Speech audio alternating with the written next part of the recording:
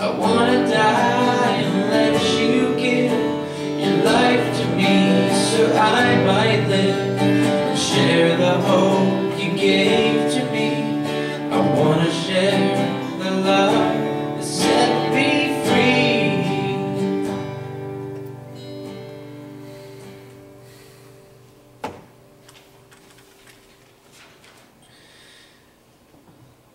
God, while I only count one time in that song that it says, "Make my life a prayer to you,"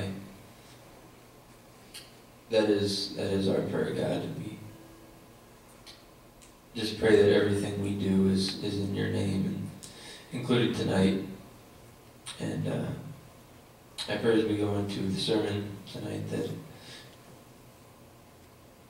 you would use Duncan, and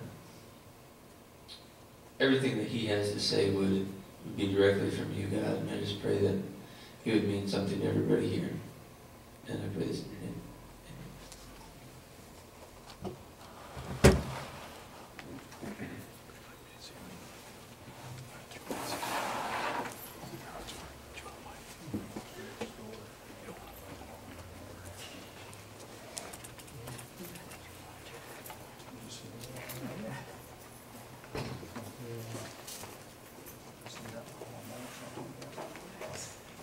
Good evening.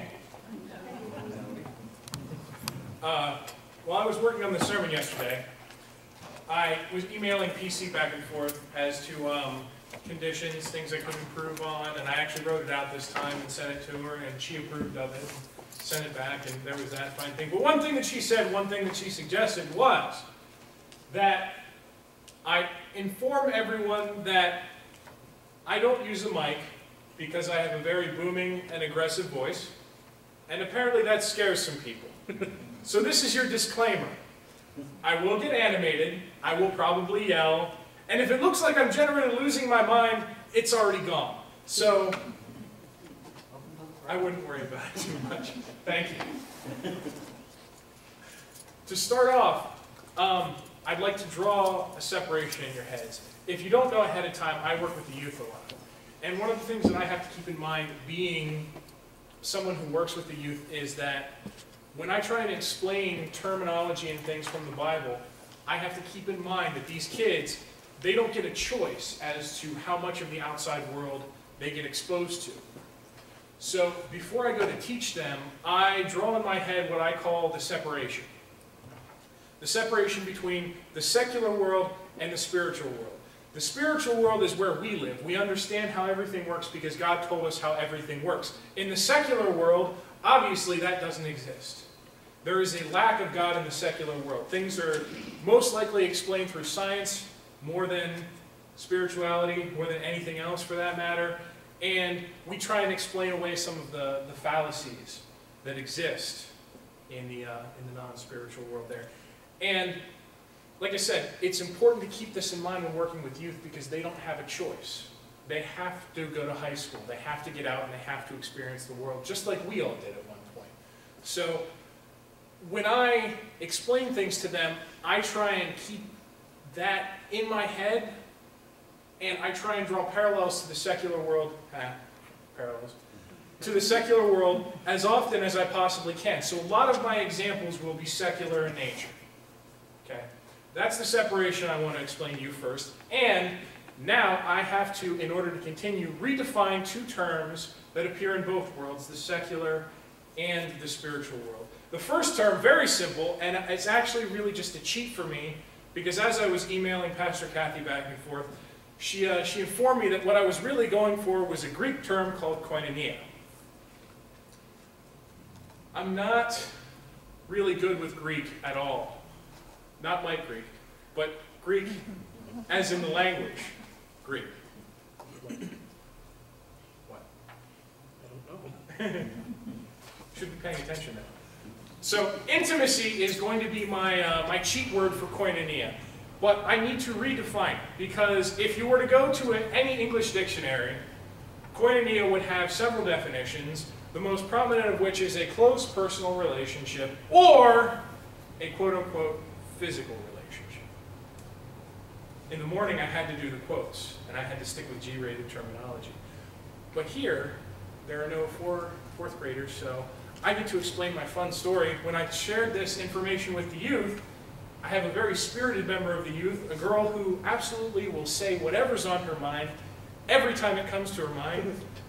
And when I asked them this question, what is intimacy, her hand shot up in the air like a rocket, and she immediately answered, sex! It was one of those, sort of like the awkward silence we just had now. Only this one was longer and it had a lot more chuckling because I was dealing with teenagers. This is a fallacy.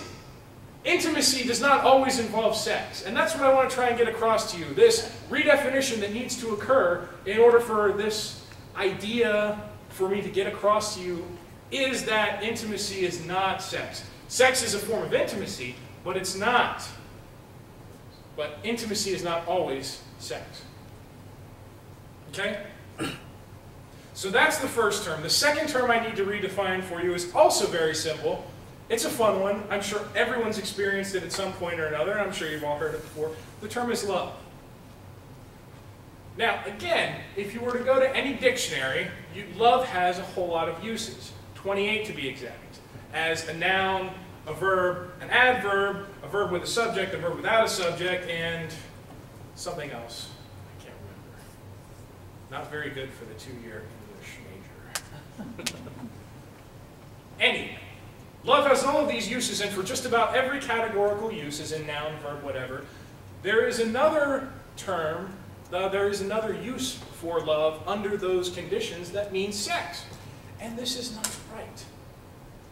This is the readjustment for this word as well. I need to remove this physical connotation from these two words in order to communicate the point that I hope you'll all walk away with today. Okay? Because the secular world likes to say that everything reaches a natural boiling point, that our relationships with people will eventually run through a line of things that occur. And Sigmund Freud was a big dude who really appreciated this sort of thing. He really got the ball rolling on the whole emotions will lead to this, will lead to that, will lead to chemical imbalances in the brain, and will lead to sex. And that's not right. Sigmund Freud was a whack job, in my opinion. But it happens. The point I really want to make comes from 1 John. 1 John, this is one of my favorite passages from 1 John, chapter 4, verses 7 through 12. Really, I could go through and read this entire passage, but there's only one verse I really need to read to you, and that is verse 8. Whoever does not love does not know God, because God is love. Do you see why I needed to separate the term now? Unless God is some sort of masterful pimp daddy and I didn't realize it. I don't think that's the case. God is love. It's a very simple passage. It comes way in the back. It's a little, it's got some meat on it. So you have to dig through that in order to get to it. But this is honestly one of my favorite passages ever. And it is one of the most important passages ever. God is love. 3 words with a massive impact. Think about this. When we talk to children, and we explain to children what God is, we usually use God is everything. How many of you guys have explained that to kids? God is everything, God is everywhere. He feels everything, He can touch everything, He knows everything. To a child, that's amazing, that's awesome, and that's cool, but it doesn't really narrow it down. When that kid gets older, and we keep explaining it to them in that way, how are they going to contact God? Do you write a letter to God like you do Santa Claus? I know that we use prayer to get there, but we don't teach them exactly how to experience God. And that is something very important. We teach them how to contact God. You pray. But the whole idea of God is everywhere is sort of a frightening term for a child.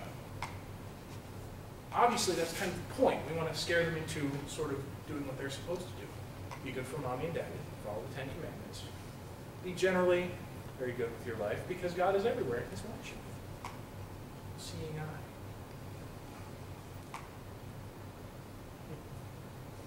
But how do we explain that concept then to an adult? If you ever confront an adult with the idea of God who's never heard of God before in your entire life, and in their entire life, they'll look at you like you're nuts. There's a spiritual entity involved everywhere that touches everything, that understands everything, and it's watching me. They'll probably call in that house for me. They never really stopped calling me weird, so maybe that has something to do with something else. Oh, well, that's not the point. The point is, though, can we, with this simple passage in mind, God is love, can we truly take any event where love occurs and remove God? Have you ever experienced a moment in your life where you've experienced love, but you haven't experienced God? Let's take a look at 1 Corinthians and see what 1 Corinthians says. Love is patient, love is kind, it does not envy, it does not boast, it's not proud, it's not rude, it's not self-seeking, it's not easily angered, it keeps no record of wrong, does not delight in evil but rejoices with the truth, it always protects, trusts, hopes, and perseveres. Every single one of those is about God. See, something very simple, but we have to keep it in the forefront.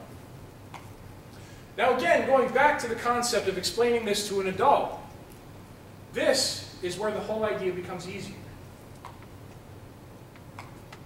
How do you explain to an adult what God is? God is love. Very simply. You don't know it as God, but God is love. There's a clip that I want to show you. It's honestly one of the best representations, and this is sort of what jogged my thinking in this direction. It's a clip from an old show that was canceled called Eli Stone. Eli is a lawyer, a very prominent lawyer. He's got a great job, fiance, lots of money, and he's now getting visions because of an aneurysm in his brain. He goes to see an acupuncturist who tells him that the world, he draws the separation. He says that there are always two explanations for whatever happens. There can be a science explanation, and there is a divine explanation. And it's in this clip that the acupuncturist goes on to describe God in this way to Eli. Matt, if you would roll that for me.